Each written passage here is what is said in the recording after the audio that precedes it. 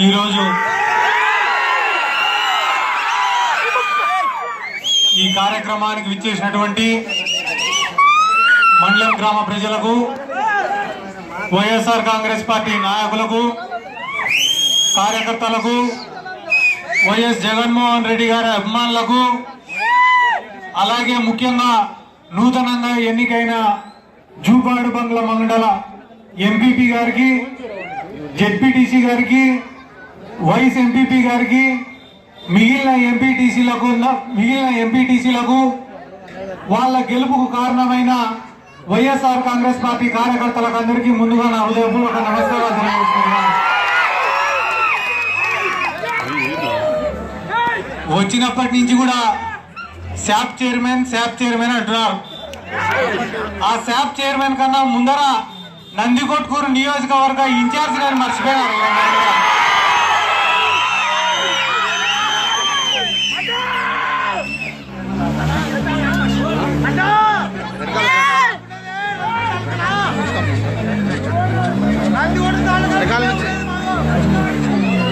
నిమిషాలు ఆ బండి అని ఎవరైనా ఇస్తే కదా అన్ని బండ్లను ఇదే మండలం గ్రామంలో ఆ రోజు రావాలి జగన్ కావాలి జగన్ అని చెప్పి మీటింగులు పెట్టినాం. ప్రతి ఒక్కరి దగ్గరికి పోయి ఓట్లు అడిగినాం. బీసీలకు కానీ ఎస్సీ కాలనీకి కానీ అనేక రకమైన హామీలను వాగ్దానాలను ఇచ్చినాం. రేపు వైఎస్ఆర్ కాంగ్రెస్ పార్టీ అధికారంలోకి వచ్చిన తర్వాత గ్రామాన్ని అభివృద్ధి చేస్తాం, నీళ్లు ఇస్తాం అని రకరకాల వాగ్దానాలు కూడా చేసినాం. కానీ మొన్న ఎన్నికలు అయిపోయిన తర్వాత జరిగిన పరిణామాలు మీకు అందరికీ తెలిసిన విషయాలే. గెలిచిన తర్వాత కూడా ఎన్నో రోజులు ప్రతిపక్షంలోనే ఉన్నాం, ఎన్నో బాధలు పడినాం, ఎన్నో ఇబ్బందులు పడినాం.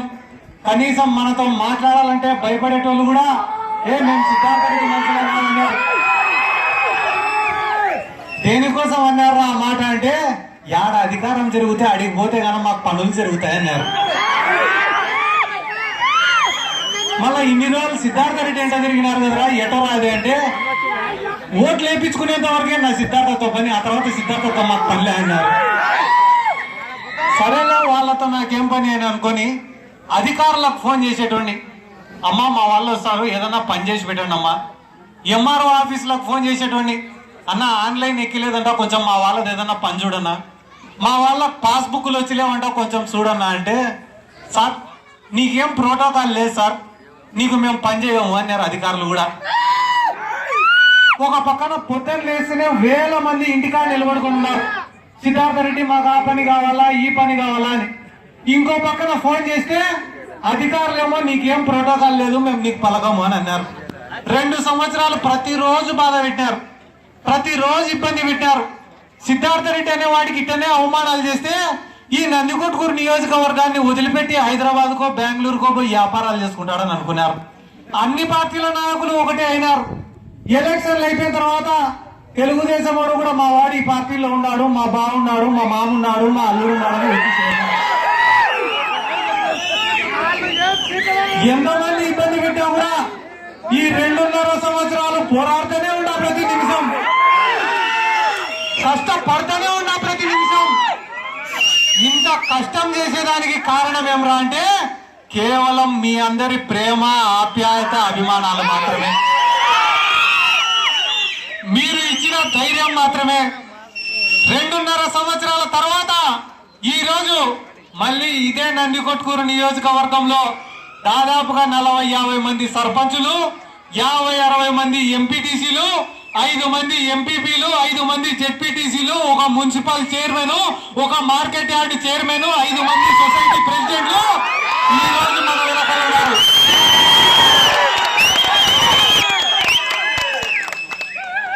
పనికి మాలిన ప్రోటోకాల్ ఒకటి గొప్పదే, 200 మంది ఉన్న ప్రోటోకాల్ మనది గొప్పదే. ఈ రోజు జగనన్న దగ్గరికి కూడా పోయి అడుగుతా, ఎంత కష్టం చేసినా ఎంత ఇబ్బంది పడినా ఈ రోజుకి కూడా మా నందికొట్కూరు నియోజకవర్గాలలో లిఫ్ట్ ఇరిగేషన్ కావాలా, మా నందికొట్కూరు నియోజకవర్గంలో ప్రజలకు నీళ్లు కావాలా, సాగునీరు కావాలా, తాగునీరు కావాలని కొట్లాడినే తప్ప నా స్వార్థం కోసం ఇప్పుడు ఏదో శాప్ చైర్మన్ అని ఇచ్చినారు. ఈ పదవి కూడా నేను ఎప్పుడు జగనన్న దగ్గరికి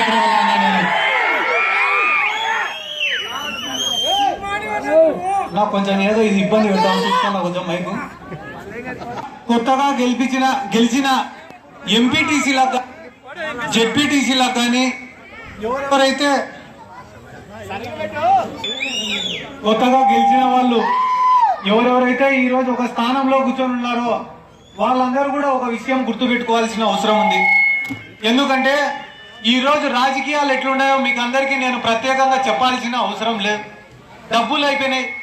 ఎవడైనా డబ్బులుంటే ఎప్పుడైనా వచ్చి రాజకీయం చేయొచ్చు అనేంత తక్కువ స్థాయికి రాజకీయాలు వచ్చేసినాయి. కానీ ఇటువంటి కాలంలో కూడా ఇక్కడ వేదిక పైన ఉన్నటువంటి వాళ్ళు ఎంపీపీలు కానీ జెడ్పీటీసీలు కానీ అయినారంటే అది నా పుణ్యం కాదు, ఇంకొకరి పుణ్యం కాదమ్మా, అది మన నాయకుడు వైఎస్ జగన్మోహన్ రెడ్డి గారి. ఎందుకంటే కేవలం మన నియోజకవర్గంలోనే కాదు, రాష్ట్రంలో ఎంతో మంది బీసీలను, ఎస్సీలను, మైనారిటీలను ఈ రోజు పెద్ద పెద్ద స్థానాలలో కూర్చోబెట్టిన ఘనత వైఎస్ జగన్మోహన్ రెడ్డి గారి. తెలుగుదేశం పార్టీ నాయకులు ఎప్పుడైనా చూసుకో చంద్రబాబు నాయుడు గారిది మాటలు చెప్పడం, అబద్ధాలు చెప్పడం, మోసగించడం, పోవడం తప్ప ఇచ్చిన మాట ఎప్పుడు కూడా నిలబెట్టుకోలే. ఈ రోజు మన నాయకుడు జగన్మోహన్ రెడ్డి గారు ముఖ్యమంత్రి అయిన తర్వాత అడుగడుగునా కూడా అడ్డంకులు సృష్టించినారు. ఈ రోజు అన్ని వర్గాల ప్రజలకు కూడా ఎవరైనా తీసుకోండి, బీసీలు, ఎస్సీలు, మైనారిటీలే కాదు, రాష్ట్రంలో అన్ని వర్గాల ప్రజలు, కూలీలు గాని, కార్మికులు గాని, కర్షకులు గాని, విద్యార్థులు గాని, యువకులు గాని, మహిళలు గాని, ఉద్యోగస్తులు గాని, వ్యాపారస్తులు గాని ప్రతి ఒక్కరు కూడా ఈ రోజు జగన్మోహన్ రెడ్డి గారి పాలనను చూసి గర్వపడుతున్నారు, సంతోషంగా ఉన్నారు. కానీ చంద్రబాబు నాయుడు మాత్రం పొద్దున లేచినప్పటి నుంచి ఒక 4 డబ్బా ఛానళ్లు పెట్టుకొని అసత్య ఆరోపణలు. జగన్మోహన్ రెడ్డి గారు వచ్చిన తర్వాత దౌర్జన్యాలు పెరిగిపోయినాయంట, అక్రమ కేసులు పెరిగిపోయినాయంట. ఒక్కసారి చరిత్ర గమనించండి అన్న, మన నియోజకవర్గంలోనే గుర్తించండి.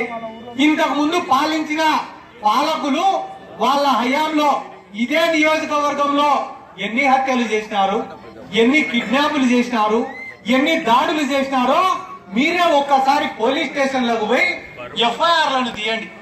నిజంగానే ఆ నాయకులకు ప్రోత్సహించినట్ట చంద్రబాబు నాయుడు ప్రోత్సహించినట్ట మా నాయకుడు వైఎస్ జగన్మోహన్ రెడ్డి గారు మీరు కూడా దాడులు చేయండి, హత్యలు చేయండి అని ప్రోత్సహించింటే ఈ రోజు నందికొట్కూరులో పరిస్థితులు ఎట్టుండేవో మీకు కూడా అర్థమయ్యేటి. కానీ మాకు ఆయన చెప్పిన మాట, అభివృద్ధి చేయాలన్నా మా కాడికి రాండి, సంక్షేమ పథకాలు కావాలన్నా మా దగ్గరికి రాండి, మంచి చేయాలన్నా మా దగ్గరికి రాండి, అంతే తప్ప మీరుగా నా దౌర్జన్యాలకు పాల్పడితే దయచేసి పార్టీ నుంచి బయటికి పోండి అని చెప్పిన నాయకుడు మన నాయకుడు వైఎస్ జగన్మోహన్ రెడ్డి గారు. అటువంటి నాయకుడి పైన అసత్య ఆరోపణలు చేయడం కన్నా అంతకన్నా నీచం ఇంకొకటి ఉండదు. ఎవరైనా మీ దగ్గరకు వచ్చి అభివృద్ధి ఎక్కడ జరుగుతుందో చూపించండి రా అని అడిగితే ఎక్కడికి తీసుకుపోకండి, మీ గ్రామాలలో బడుల దగ్గరికి తీసుకుపోయి, ఇంతకు ముందు ప్రభుత్వ పాఠశాలల్లో ఎవడైనా చదవాలంటే మాకొద్దురా నాయన ఈ ప్రభుత్వ పాఠశాలల్లో అని అనేవాళ్ళు. కానీ ఈ రోజు ప్రభుత్వ పాఠశాలల్లో ఒక సీటు దొరకాలంటే పోటీ చేసి తట్టుకోలేనటువంటి పరిస్థితి. అంటే ఆ రకంగా మన రాష్ట్రంలో విద్యను అభివృద్ధి చేసిన ఘనత ఎవరిదో కూడా మనం అందరం ఆలోచించుకోవాల్సినటువంటి అవసరం ఉంది.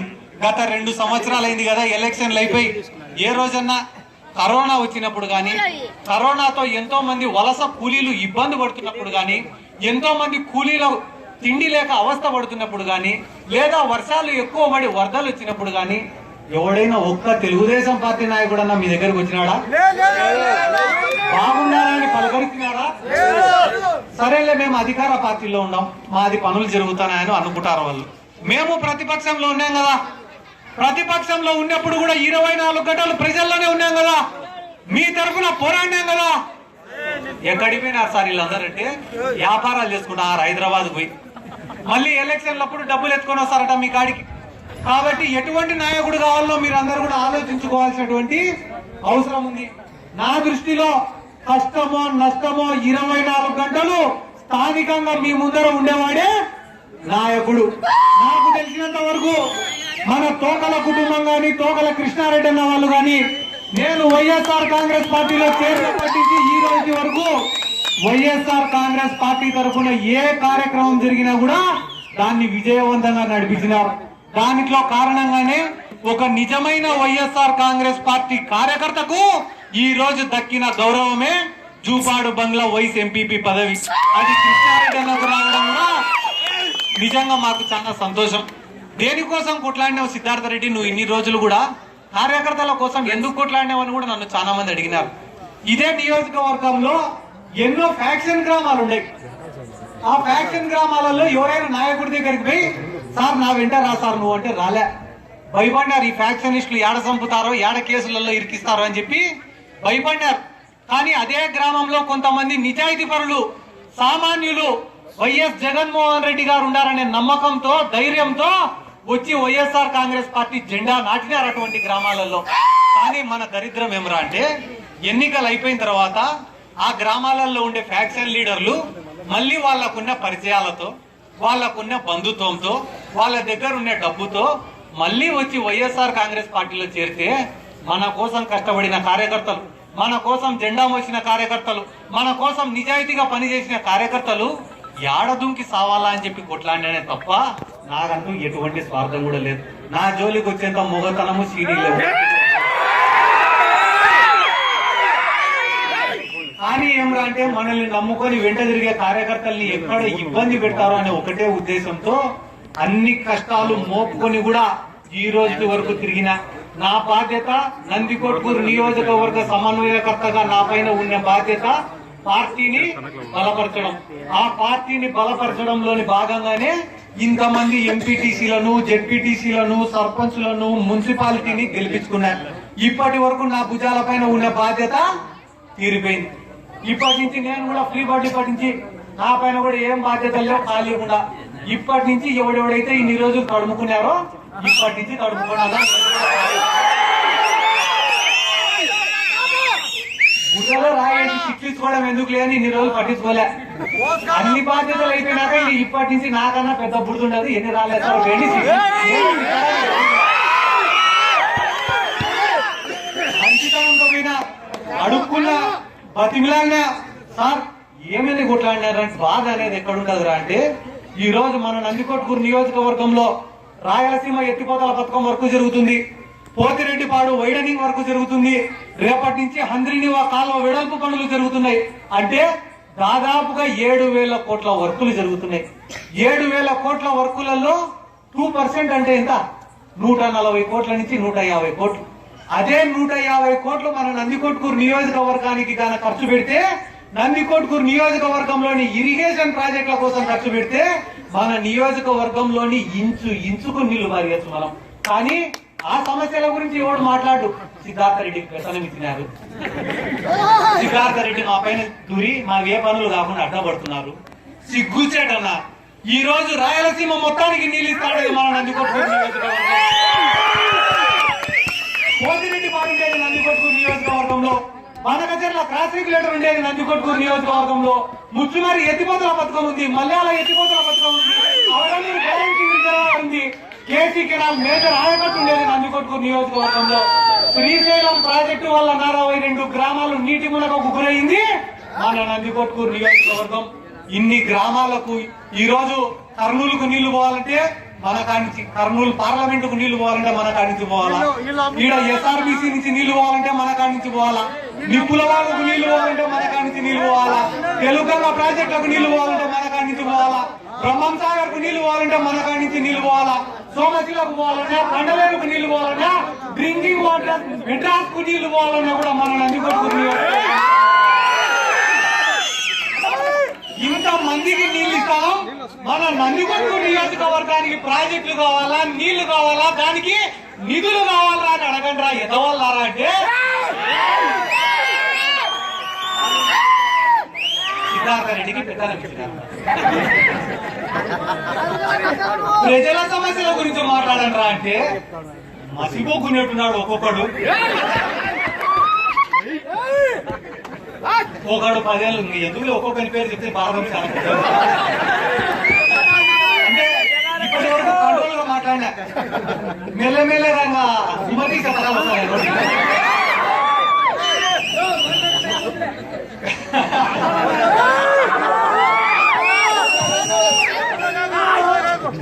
కాబట్టి ఈ రోజు కూడా విషయం చెప్తున్నాను. 2 సంవత్సరాల తర్వాత ఈ రోజు కూడా ప్రతిరోజు నిద్రపోయే ప్రతిరోజు కూడా బాధపడే విషయం ఏమరా అంటే 40,000 ఓట్లతో నందికొట్కూరు నియోజకవర్గ ప్రజలు ఆ రోజు ఎమ్మెల్యేని గెలిపించారు. ఆ తర్వాత జరిగిన ఏ ఎన్నికల్లో అయినా కూడా మన వెంట నడిచినారు ఈ నియోజకవర్గ ప్రజలు. ఈ నియోజకవర్గ ప్రజలు మన నాయకత్వాన్ని అంతా బలపరుస్తున్నారు కదా, తిరిగి మనం వాళ్ళకు ఏం చేస్తున్నాం అనే విషయంలో ఎప్పుడు కూడా బాధనే మిగిలింది నాకు. కానీ ఒక గొప్ప విషయం ఏమరా అంటే జగన్మోహన్ రెడ్డి గారు అందిస్తున్నటువంటి సంక్షేమ పథకాలు ఎటువంటి అవినీతికి తావు లేకుండా, ఎటువంటి మధ్యవర్తి లేకుండా ఈ రోజు సంక్షేమ పథకాలు అనేటివి ప్రజల అకౌంట్లలో పడుతున్నాయి. కాబట్టి ఇంకా మనం ప్రజల్లో తిరగగలుగుతున్నాం. కాబట్టి తెలుగుదేశం పార్టీ నాయకులు కూడా ఏమంటున్నారు, అంతా జగన్మోహన్ రెడ్డి అంతా సంక్షేమ పథకాలకే ఖర్చు పెట్టాడు, మొత్తం జగన్మోహన్ రెడ్డి రాష్ట్ర ఖజానాను అంతా ఖాళీ చేసినాడు, ఎందుకు ఇస్తావు జగన్మోహన్ రెడ్డికి తెలియలేక సంక్షేమ పథకాలు ఇస్తాడని మాట్లాడతారు. కడుపు నిండినోడికి సంక్షేమ పథకం విలువ ఏం తెలుస్తుంది? కడుపు కాలినోడికే సంక్షేమ పథకం యొక్క విలువ తెలుస్తుంది. పొలాల్లో పనిచేసే ఒక కూలీ దగ్గరికి పోయి అడుగు, పిల్లల్ని చదివించుకోలేని దుస్థితిలో ఉన్న ఒక తల్లి దగ్గరికి పోయి అడుగు, పెన్షన్ అందరూ అవస్థ పడుతున్న ఒక అవ్వ దగ్గరికో ఒక తాత దగ్గరికో పోయి అడుగు, సంక్షేమ పథకం యొక్క విలువ చెప్తాడు. హాస్పిటల్లో అనారోగ్యంతో బాధపడుతున్న ఒక పేషెంట్ దగ్గరికి పోయి అడుగన్న ఆరోగ్యశ్రీ యొక్క విలువ చెప్తాడు. పిల్లలు 4 ఉంటే సంసారం చేసేదానికి ఇబ్బంది పడుతుంటే, అవస్థ పడుతుంటే, ఇల్లు లేక ఇబ్బంది పడుతుంటే అటువంటి వాడి దగ్గరికి పోయి అడుగన్నా ఒక జగనన్న ఇంటి పట్టా గాని ఇంటి యొక్క విలువను గాని చెప్తాడు. అట్ట కాకుండా నారా లోకేష్ చంద్రబాబు నాయుడు ఇద్దరు పక్కన కూర్చొని సంక్షేమ పథకాలు బాలేవంటే ఎవడన్నా ఇదేది? నారా లోకేష్ గాని చంద్రబాబు నాయుడు గాని వాళ్ళు చెప్పిందే నిజం అని చెప్పి ఒక భ్రమలో బతుకుతున్నారు.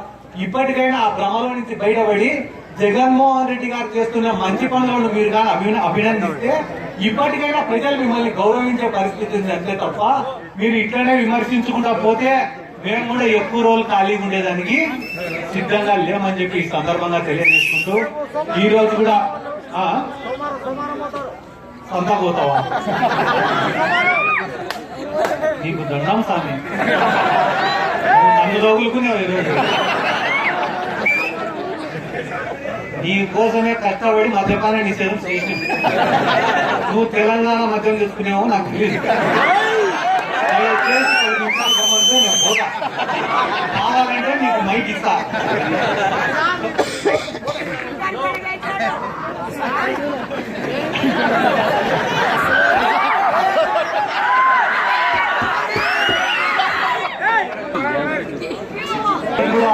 ఇంకా ప్రేమగా ఇక్కడికి వచ్చిన జూపాడు బంగ్లా మండలంలోని అన్ని గ్రామాల నుండి ఇక్కడికి విచ్చేసిన నాయకులకు కూడా అందరికీ నా కృతజ్ఞతలు తెలుపుకుంటున్నాను. ఎందుకంటే ఎన్నో గ్రామాలలో ఎన్నో ఇబ్బందులు పడిన తర్వాత కూడా ఎంపీపీ అభ్యర్థిని అత్యధిక మెజార్టీతో గెలిపించుకొని ఈ రోజు మండలం మన చేయి జారిపోకుండా కుప్పెట్లో పెట్టుకునేదానికి అవకాశం కల్పించిన ప్రతి ఒక్కరికి కూడా నా శిరస్సు వంచి నమస్కారాలు తెలియజేసుకుంటున్నాను. మా తోకల కుటుంబం గురించి కూడా నేను ఈరోజు 2 మాటలు చెప్పినా మళ్ళీ కూడా చెప్తాను. ఎంపీపీ ఎన్నికల తర్వాత నేను కూడా వాళ్ళకు ఫోన్ చేసి ఒక రోజు అడిగినా, అన్న దాదాపుగా మీతో మాట్లాడక కూడా 1 సంవత్సరం 2 ఏళ్ళు అయింది, నేను మాట్లాడకపోవడానికి కారణం ఏమంటే నా వెంట తిరిగితే మీరు కూడా ఇబ్బందుల పాలవుతారు, దానికోసమే మీరు నాకు దూరం ఉన్నా పర్వాలేదని అనుకునే తప్ప మిమ్మల్ని దూరం చేసుకోవాలనే కోరిక నాకు ఎప్పుడూ లేదన్నా. అంతేకాకుండా 2 సంవత్సరాల నుంచి దూరం ఉన్నప్పటికీ కూడా ఫోన్ చేసి అన్న ఎంపీపీకి సహకరించండి అన్న, మండలం నాశనం అయిపోతుందన్నా, దుర్మార్గుల చేతుల్లోకి ఈ మండలం పోకుండా కాపాడండి అన్న అంటే అడగడమే తడువుగా నాకు సహకరించి ఒక్క మాట కూడా ఎదురు చెప్పకుండా నాకు సహకరించినందుకు నా ప్రత్యేకమైన కృతజ్ఞతలు ధన్యవాదాలు తెలుపుకుంటున్నా. ఈ రోజు మండలం ఆఫీస్ మీ చేతుల్లో ఉందమ్మా.